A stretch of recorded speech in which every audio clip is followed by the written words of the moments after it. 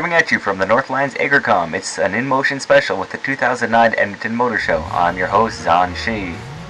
Over the past few years, it's become tradition for me to attend the show with my friend Jordan, and this year was no exception. Last year we brought along my friend Stuart, and this year I brought along Paige, who had never been to a show before. Despite the fact that you're hearing this on the weekend, this was actually recorded on February 26th, which means it was Caitlin's birthday. And because of that, I'm dedicating this episode of InMotion to Caitlin. Happy birthday! Hope you enjoyed it. Hope you got drunk. Really drunk. On to the show. Northlands Agricom is under a bit of renovations this year, but it didn't impede on space too much. People entering the show were taken around the long way, which served not only to give you a glimpse of what you're about to see, but it also helped alleviate all the crowds that always formed near Hall A and the entrance exit. So as soon as you finished your little impromptu tour and officially entered the show, the first hall was Hall E, which contained GM, Chevy, Saab, Saturn, Cadillac, BMW, and Mini Cooper. And of course that means I didn't spend a whole lot of time there. I don't hate domestic models as a general rule, I just would never buy one myself. And that's saying nothing about muscle cars either. Hall C held Ford, Toyota, Nissan, Lincoln, Hummer, Mazda, and Kia. The main event of this hall was Nissan's GTR 35 and the 370Z. The GTR was cordoned off, so no touching, pictures only. But the 370Z had no such restraint, which means I got to sit in it. It's a very nice car. I want to buy one. But personally, I prefer how the 350 looks better, for some reason. I don't know, it's me. Hummer had some odd models this year that looked like a cross between their standard Hummer model and a Honda Ridgeline. Kinda creepy. Kinda weird. Surprised they're not in the business by now. Mazda apparently has kept up production of the MX-5 Miata models, showcasing a 2009 version instead of their RX-8, which I would have thought would have been their main model.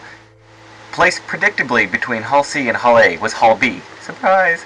Which included Volkswagen, Hyundai, Chrysler, Land Rover, Jaguar, Subaru, and Mitsubishi.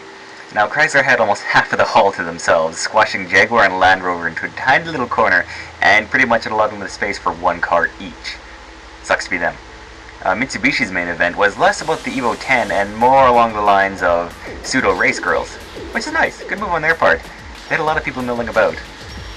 Part of that campaign was, Mitsu take your pick. Hall A, the last of the above-ground halls, had Volvo, Acura, Audi, Lexus, Mercedes-Benz, Aston Martin, Infiniti, and Honda. The Benz driving school once again made an appearance. Now, assuming you know your alphabet, you may have noticed that we skipped Hall D. Well, Hall D is actually the underground hall, which was part of what you pass by on the entrance. And it usually holds a variety of companies and people that are car-related, but not specifically dealer-related. Things like performance mods, rims, drift groups, RCMP, EPS, post-secondary programs, custom builds, all that jazz. Now, recruitment was still there for the police, but the drifters were pushed off to the far corner and given little space. And they had a model that looked like a GTR 32, but it was 4-door instead of 2-door. I was very confused, and so was Jordan. Blue Sky Limos was there, and they actually took up a lot of space. More space than you would theoretically need for 2 stretch limos. Nice stretch limos, mind you, entered in a free draw, but more space than they needed. And of course there was the standard American muscle car packages and a couple other minor things. It wasn't as good. The show was enjoyable, but felt a little lackluster, both myself and Jordan. Last year was pretty hard to top though, with the introduction of both the Evolution 10 into Canada, about time, and the unveiling of the Nissan's GTR 35, both being very, very big news at the time. Perhaps next year's show will be more along the lines of what it used to be, since they won't have such massive accomplishments to top. Unfortunately, next week's episode will be delayed since I'll be out of town and collaborating on another project with StuManCool. You heard his voice in the Xbox Live special. Things should be back on track after I return. If you have any questions, comments, concerns, or suggestions, then you can send them to InMotionVC@gmail.com.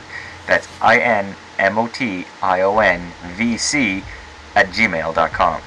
I realize this is different from the last address I gave you in the last video cast, and that's because I figured that no one would have taken the first one, but I didn't actually check until after I uploaded the damn thing. Sorry. Thank you for watching this special edition of InMotion featuring the 2009 Edmonton Motor Show. This has been, as always, your indomitable host, Zhan, signing off.